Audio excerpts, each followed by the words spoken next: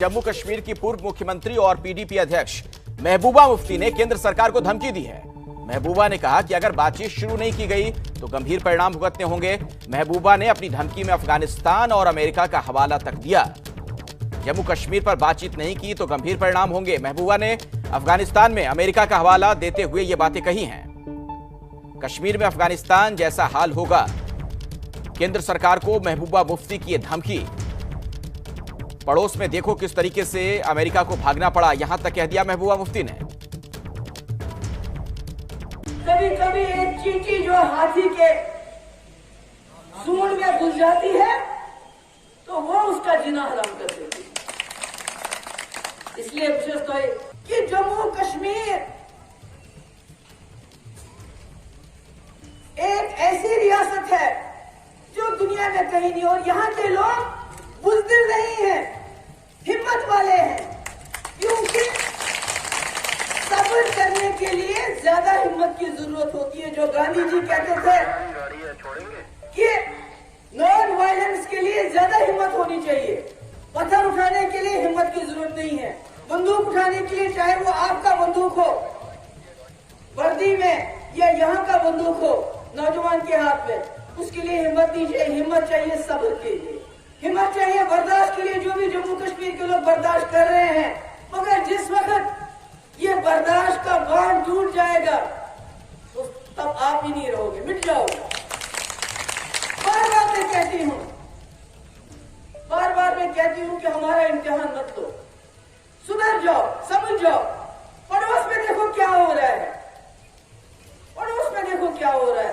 इतनी बड़ी ताकत अमेरिका, उनको भी वहां से बोरिया बस्तर लेके वापस जाना पड़ा।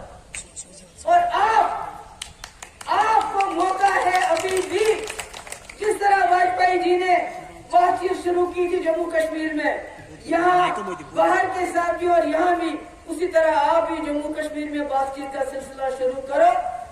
और जो आपने लूटा है गैर कानूनी तरीके से, गैर आईनी तरीके से, जो जम्मू कश्मीर का तशक्कुस आपने खराब कर दिया, जो जम्मू कश्मीर के टुकड़े टुकड़े कर दिए, इस गलती को सुधारो, नहीं तो बहुत देर हो जाएगी।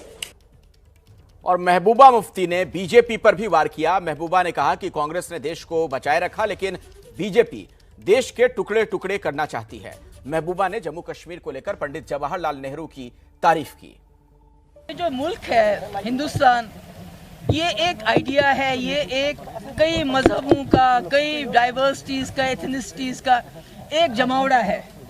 तो कांग्रेस ने इस मुल्क को बचा के रखा, समेट के रखा। उनमें भी कोई गलतियां हुई होंगी। और अब जो हो रहा है पिछले 5-7 साल से जो हिंदुस्तान में हो रहा है, कि लगता है ऐसा कि बीजेपी इस मुल्क को टुकड़े टुकड़े करना चाहती है, हिंदू मुस्लिम के मजहब के ऊपर लोगों को डिवाइड करना चाहती है। और साथ ही जो जम्मू कश्मीर का इल्हाक हिंदुस्तान के साथ हुआ, वो बीजेपी की वजह से नहीं हुआ। वो इल्हाक तब हुआ जब यहाँ जवाहरलाल नेहरू थे, जो बड़े ही सेक्युलर थे, बड़े ही डेमोक्रेटिक थे, जो हिंदू मुस्लिम भाईचारे में यकीन रखते थे, और जिन्होंने जम्मू कश्मीर के लोगों को यकीन दिलाया था कि हम आपका तशक्कुस बरकरार रखेंगे। आप बेशक एक हिंदुस्तान के साथ अपने आप को जोड़ रहे हैं, बल्कि आप पाकिस्तान को, मुसलमान पाकिस्तान को रिजेक्ट करके हमारे साथ आ रहे हैं, मगर मुस्लिम मेजॉरिटी स्टेट होने की वजह से हम आपका तशक्कुस बरकरार रखेंगे और आपको एक स्पेशल स्टेटस देंगे। तो इन शर्तों पे कांग्रेस ने जम्मू कश्मीर को अपने साथ मिलाया था। अगर कांग्रेस नहीं होती, अगर बीजेपी होती, तो मुझे नहीं लगता कि जम्मू कश्मीर इस वक्त इस मुल्क का हिस्सा होता। और अगर इसी तरह बीजेपी की कार्रवाई चलती रही, इसी तरह जुल्म चलता रहा, सितम चलता रहा पूरे मुल्क में, जिस तरह से उन्होंने अपनी एजेंसीज का नाजायज इस्तेमाल करके लोगों को तंग करना शुरू कर दिया है, स्टूडेंट्स को जेल में डालते हैं, एक्टिविस्ट को जेल में डालते हैं, कोई कानून नहीं है। जितने भी हमारे इंस्टीट्यूशंस हैं, बड़े से लेके छोटे, सबको उन्होंने अपनी मुट्ठी में करके रखा है, तालिबानाइज करके रखा है। इसी खबर पर श्रीनगर से आसिफ कुरैशी हमारे साथ जुड़ गए, हमारे सहयोगी। और आसिफ, देखिए सवाल तो बड़ा यही है कि क्यों ना माना जाए कि महबूबा जो बातें कह रही हैं, जिस तल्ख अंदाज में कह रही हैं, ये सिर्फ और सिर्फ उनका पॉलिटिकल स्टंट है। जिस बीजेपी पर वो इस तरीके से खफा है, वार कर रही हैं, उसी के सहयोग से सत्ता में रही हैं, वहां कुर्सी का सुख भोग चुकी हैं।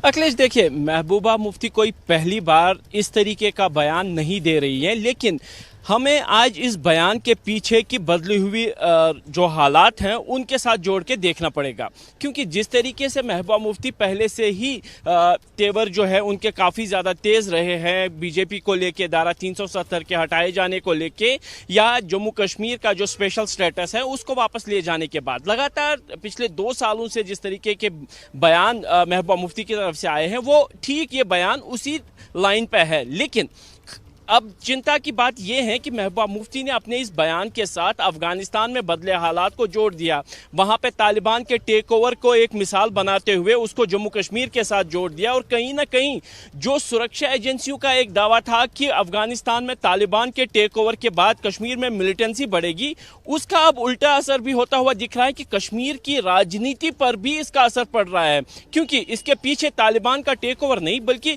पूरे जो उपमहाद्वीप में जो राजनीतिक हलचल हुई है, जो राजनीतिक बदलाव हुए हैं, उनका असर जम्मू कश्मीर में देखने को मिलेगा, उसका एक संकेत भर है।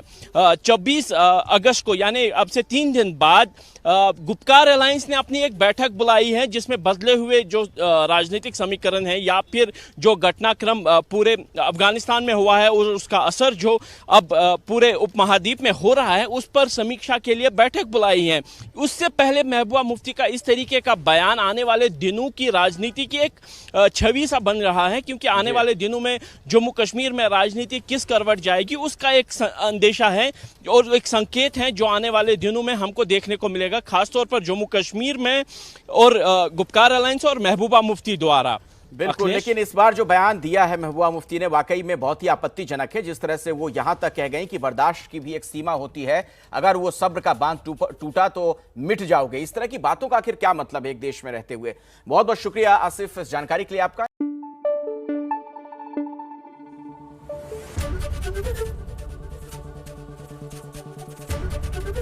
एबीपी न्यूज आपको रखे आगे।